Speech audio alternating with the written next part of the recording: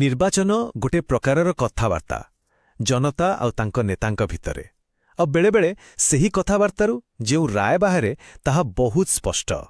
ଚାଲନ୍ତୁ ଆଜି ଆମେ ଓଡ଼ିଶାର ଲକ୍ଷ୍ମୀପୁର ନିର୍ବାଚନ ମଣ୍ଡଳୀର ସେହିଭଳି ଏକ ଜଣାଦେଶକୁ ଟିକେ ଗଭୀର ଭାବରେ ବୁଝିବା। ଦେଖନ୍ତୁ, ଏଇ ସଂଖ୍ୟାଗୁଡ଼ିକ କ'ଣ କହିଛନ୍ତି।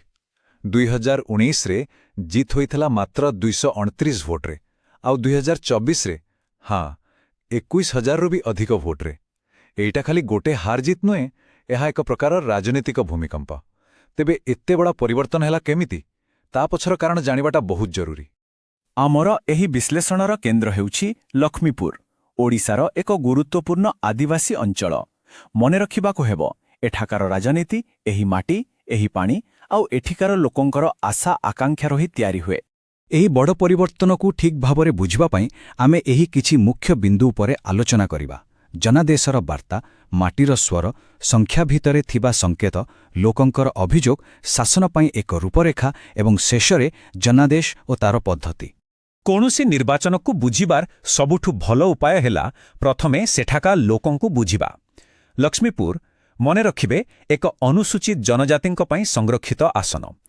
ତେଣୁ ଏହାର ରାଜନୀତିର ଚେର ସିଧାସଳଖ ସେଠାକାର ମାଟି ଆଉ ଲୋକଙ୍କ ପରିଚୟ ସହିତ ଯୋଡ଼ି ହୋଇ ରହିଛି। ଗୋଟିଏ ଉଦାହରଣ ନିଅନ୍ତୁ, ନାରାୟଣପାଟଣା ବ୍ଲକ। ଏଠି ପାଖାପାଖି 84.4% ଲୋକ ହେଉଛନ୍ତି ଆଦିବାସୀ। ଏହି ଗୋଟିଏ ସଂଖ୍ୟା ହିଁ କହିଦେଉଛି ଯେ ଏଠାକାର ରାଜନୀତି, ବିକାଶର କଥା ଆଉ ଲୋକଙ୍କର ସମସ୍ୟା ସବୁକିଛି ଆଦିବାସୀ ଜୀବନ ସହ କେତେ ନିବିଡ଼ ଭାବେ ଜଡ଼ିତ। ଆଉ ଏଠିକାର ଲୋକଙ୍କ ପାଇଁ ବିକାଶ କିଛି ବଡ଼ କାଳ୍ପନିକ କଥା ନୁହେଁ। ବିକାଶ ମତଲବ ସେମାନଙ୍କର ଦୈନନ୍ଦିନ ଜୀବନର ଆବଶ୍ୟକତା, ଯେମିତିକି ଟୋପାଏ ବିଶୁଦ୍ଧ ପିଇବା ପାଣି, ଗାଁକୁ ଗୋଟେ ସବୁଦିନିଆ ରାସ୍ତା ଆଉ ଏମିତି ଏକ ଡାକ୍ତରଖାନା ଯାହା ଉପରେ ଭରସା କରିହେବ। ଚାଲନ୍ତୁ ଏବେ ଟିକେ ସଂଖ୍ୟା ଭିତରକୁ ଯିବା, କାରଣ ଯଦି ଆମେ ଠିକ୍ ଭାବରେ ଦେଖିବା ତେବେ ଏହି ସଂଖ୍ୟାଗୁଡ଼ିକ କେବଳ ନିର୍ଜୀବ ଅଙ୍କ ନୁହନ୍ତି, ଏମାନେ କାହାଣୀ କୁହନ୍ତି, ଲୋକଙ୍କ କାହାଣୀ। ପ୍ରଥମ ସଂକେତ ଦେଖନ୍ତୁ, ମତଦାନ ହାର। 2019ରେ ଥିଲା 46.46% ଆଉ 2024ରେ ଏହା ବଢ଼ିଗଲା 81.9%କୁ। ଏହି ଯେଉଁ ପ୍ରାୟ 5%ର ବୃଦ୍ଧି, ଏହା ସାଧାରଣତଃ ଗୋଟେ କଥା ଦର୍ଶାଏ ଯେ ଲୋକେ ବହୁତ ସକ୍ରିୟ ହେଉଛନ୍ତି ଆଉ ପରିବର୍ତ୍ତନ ପାଇଁ ଭୋଟ ଦେବାକୁ ଆସୁଛନ୍ତି।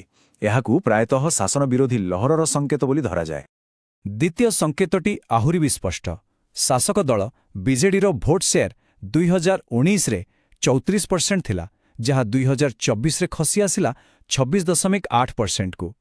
ଏହାର ସିଧାସଳଖ ଅର୍ଥ ହେଉଛି ଯେଉଁ ମୂଳ ସମର୍ଥକ ଥିଲେ ସେମାନଙ୍କ ଭିତରୁ ଏକ ବଡ଼ ଅଂଶ ଦୂରେଇ ଯାଇଛନ୍ତି। ଆଉ ଗୋଟେ କଥା, ଲକ୍ଷ୍ମୀପୁରର ଇତିହାସ ହିଁ ଅସ୍ଥିର। ଏହା ଏକ ସ୍ୱିଂ ସିଟ୍।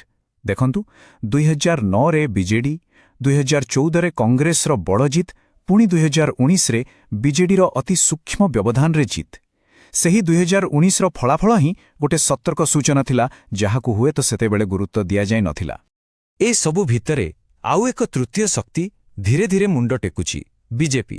2009ରେ ଯେଉଁ ଦଳର ଭୋଟ ସେୟାର ମାତ୍ର 6.6% ଥିଲା, ତାହା 2024 ସୁଦ୍ଧା 16.5%ରେ ପହଞ୍ଚିଛି। ଏହାର ଅର୍ଥ ଲକ୍ଷ୍ମୀପୁରର ଲଢ଼ାଇ ଆଉ ଦୁଇ ଦଳ ଭିତରେ ସୀମିତ ନାହିଁ, ଏହା ଏକ ତ୍ରିମୁଖୀ ପ୍ରତିଦ୍ୱନ୍ଦ୍ୱିତା ଆଡ଼କୁ ଯାଉଛି। ହଉ, ସଂଖ୍ୟା ତ କହିଦେଲା ଯେ କ'ଣ ହେଲା, କିନ୍ତୁ ପ୍ରକୃତ ପ୍ରଶ୍ନ ହେଉଛି ଏମିତି କାହିଁକି ହେଲା? ଏହାର ଉତ୍ତର ସେହି ସଂଖ୍ୟା ଭିତରେ ନୁହେଁ, ବରଂ ଲୋକଙ୍କ ଦୈନନ୍ଦିନ ଜୀବନର ସଂଘର୍ଷ ଭିତରେ ହିଁ ମିଳିବ। ଏଇ ଗୋଟିଏ କଥାକୁ ଶୁଣନ୍ତୁ, ଆଦିବାସୀ ଅଞ୍ଚଳଗୁଡ଼ିକ ବିକାଶର ଲାଭ ପାଇନାହାନ୍ତି। ଏହା ଖାଲି ଗୋଟେ ବାକ୍ୟ ନୁହେଁ, ଏହା ହେଉଛି ସେହି ଅଞ୍ଚଳର ଭୋଟରଙ୍କ ମନର କଥା। ସେମାନଙ୍କୁ ଲାଗୁଛି ଯେ ବିକାଶର ଯେଉଁ ଗାଡ଼ି, ସେଥିରେ ସେମାନେ କେଉଁଠି ନା କେଉଁଠି ପଛରେ ରହିଯାଇଛନ୍ତି। ଆମ ସମ୍ବିଧାନର ମୂଳ ମୂଲ୍ୟବୋଧ କ'ଣ କୁହେ? ତାହା କୁହେ ପ୍ରତ୍ୟେକ ବ୍ୟକ୍ତିର ସମ୍ମାନ ବିଷୟରେ। ଆଉ ଯେତେବେଳେ ବିକାଶର ପ୍ରତିଶ୍ରୁତି କେବଳ କାଗଜ କଲମରେ ରହିଯାଏ, ସେତେବେଳେ ସେହି ସମ୍ମାନ ଉପରେ ହିଁ ଆଞ୍ଚ ଆସେ। ଏହା ଏକ ଦାୟିତ୍ୱପୂର୍ଣ୍ଣ ଶାସନର ମୂଳଦୁଆ। ତେବେ ଲୋକଙ୍କର ମୁଖ୍ୟ ଅଭିଯୋଗ କ'ଣ ଥିଲା? 4ଟି ମୁଖ୍ୟ କାରଣ ସାମ୍ନାକୁ ଆସୁଛି। ପ୍ରଥମ, ପାନୀୟ ଜଳର ତୀବ୍ର ସଙ୍କଟ। ଦ୍ୱିତୀୟ, ସ୍ୱାସ୍ଥ୍ୟସେବା ଉପରେ ଭରସାର ଅଭାବ। ତୃତୀୟ, ଭିତ୍ତିଭୂମିର ଅଭାବ, ବିଶେଷ କରି ରାସ୍ତାଘାଟ। ଆଉ ଚତୁର୍ଥ, ସାମଗ୍ରିକ ଭାବେ ବିକାଶର ଧାରାରୁ ବଞ୍ଚିତ ହେବାରେ ଏକ ଗଭୀର ଅନୁଭବ। ଟିକେ ଭାବନ୍ତୁ, ଗୋଟେ ବଡ଼ ପାଇପ୍ ଜଳ ପ୍ରକଳ୍ପ 3 ବର୍ଷରୁ ଅଧିକ ସମୟ ଧରି ଅଟକି ରହିଛି। ଏହାର ପ୍ରଭାବ କ'ଣ? ଏହାର ଅର୍ଥ ହେଲା ସେଠାକାର ମା ଭଉଣୀମାନେ ଆଉ ଗୋଟେ ବର୍ଷ ମାଇଲ ମାଇଲ ଚାଲି ପାଣି ପାଇଁ ଯିବେ। ଏହା ଖାଲି ଗୋଟେ ପ୍ରକଳ୍ପର ବିଳମ୍ବ ନୁହେଁ, ଏହା ଲୋକଙ୍କ ଦୈନନ୍ଦିନ କଷ୍ଟର କାହାଣୀ। ସେହିଭଳି ଦେଖିବା ସ୍ୱାସ୍ଥ୍ୟସେବା, ଏହା ଖାଲି ଗୋଟେ ସୁବିଧା ନୁହେଁ, ଏହା ହେଉଛି ବିଶ୍ୱାସ।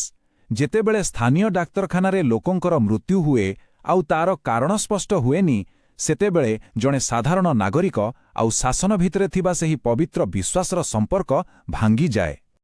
ଆଉ ରାସ୍ତା ବିଷୟରେ କ'ଣ କହିବା? ଗୋଟେ ସାଧାରଣ ପକ୍କା ରାସ୍ତା କ'ଣ କେବଳ ସିମେଣ୍ଟ ଆଉ ପିଚୁ?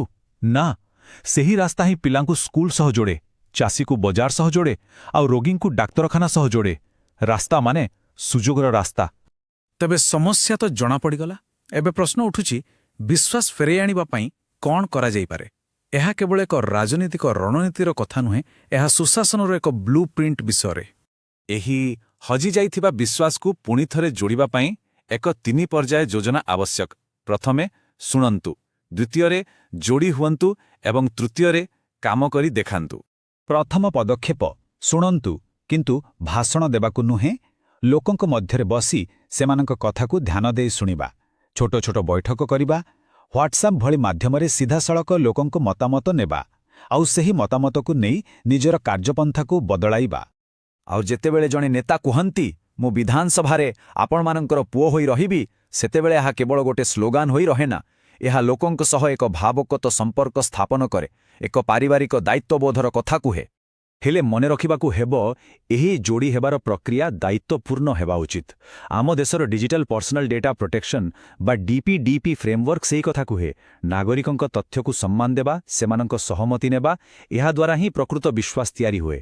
ତେବେ ଶେଷରେ ଲକ୍ଷ୍ମୀପୁରର ଏହି ଜନଦେଶ ଆମକୁ କ'ଣ ଶିଖାଉଛି? ଏହି ଗୋଟିଏ ନିର୍ବାଚନ ମଣ୍ଡଳୀରୁ ମିଳିଥିବା ଶିକ୍ଷାର ବ୍ୟାପକତା କ'ଣ? ସବୁଠାରୁ ବଡ଼ ଶିକ୍ଷା ହେଉଛି, ଭାରତୀୟ ରାଜନୀତିରେ କୌଣସି ଆସନ ସୁରକ୍ଷିତ ନୁହେଁ। ଶାସନ କ୍ଷମତାରେ ରହିବାଟା ଗୋଟେ ସୁରକ୍ଷା କବଚ ନୁହେଁ, ବରଂ ଏହା ଏକ ଦାୟିତ୍ୱ। ଆଉ ସେହି ଦାୟିତ୍ୱକୁ ପ୍ରତିଦିନ ନୂଆ କରିବାକୁ ପଡ଼ିବ।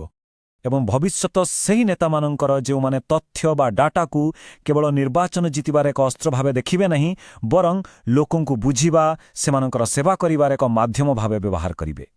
ତେବେ ଏହା ହିଁ ପ୍ରଶ୍ନ।